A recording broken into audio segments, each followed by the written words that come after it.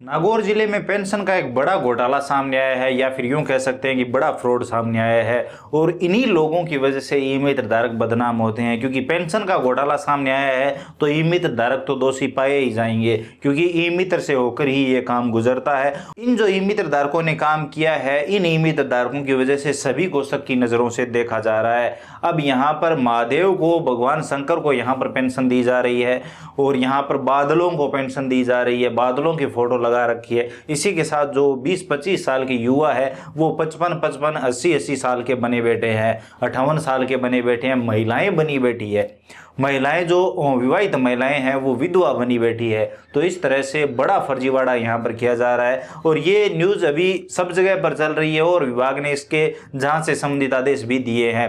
तो इससे क्या होगा कि सभी पेंशनरों को यहाँ पर डबल वेरिफिकेशन से गुजरना होगा, सभी पेंशनरों की यहाँ पर जांच की जाएगी। अगर कोई आधार में डेट ऑफ बर्थ चेंज करवा के या फिर किसी भी तरीके से पेंशन में जुड़ा है तो उन सभी को अभी खतरा है। उधर राजस्थान के नागौर में भगवान शंकर भी वृद्धावस्था पेंशन ले रहे हैं। इस बात की जानकारी वहां सामने आए एक फोन से हुई, वहां वृद्धावस्था की पेंशन पाने के लिए बड़े पैमाने पर फर्जीवाड़ा हो रहा है, जिसमें सरकारी अधिकारियों की मिली भगत का भी शक है। सबसे पहले जयपुर से बड़ी खबर, पेंशन फर्जीवाड़े पर भजलाल सरकार का एक्शन।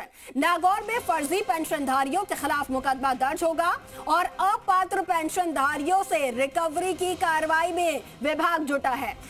है कि फर्जी तरीके से पेंशन उठा लिया है, किसी की उम्र, किसी का नाम, किसी का क्या, तो इसके लिए सरकार या सामाजिक न्याय विभाग कुछ कर रहा है आधार या फिर ई मित्र धारकों से? ये बिल्कुल सही है कि अभी हमारे पास में नागौर का एक प्रकरण आया था, जिसमें कुछ लोगों ने गलत उम्र के हिसाब से आधार कार्ड में करेक्शन करके गलत तरीके से पेंशन राशि है वो अपने तरीके से उन्होंने भुगतान लिया है। जब हमारे पास संज्ञान आई, हमने हमारे विभाग की तरफ से कार्रवाई शुरू कर दी है। निश्चित ही उन लोगों के खिलाफ में कार्रवाई भी करेंगे, उनसे पेंशन की जो भुगतान की हुई राशि है उसको भी वसूलने का काम करेंगे, उनको डिबार भी करेंगे।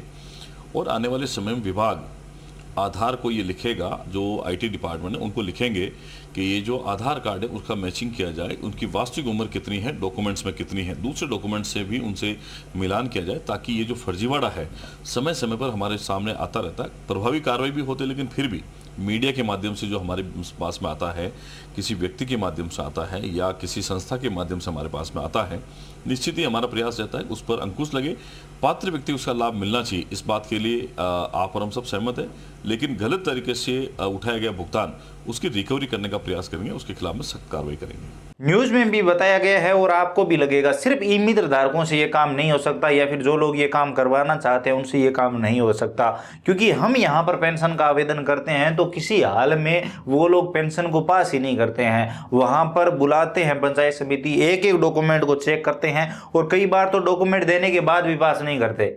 तो लोग 3-3, 4-4 बार फॉर्म तैयार करवा के लेके जाते हैं, और तब जाकर कहीं वो पूर्णतः योग्य दिखाई देते हैं, तब जाकर उनकी पेंशन शुरू की जाती है।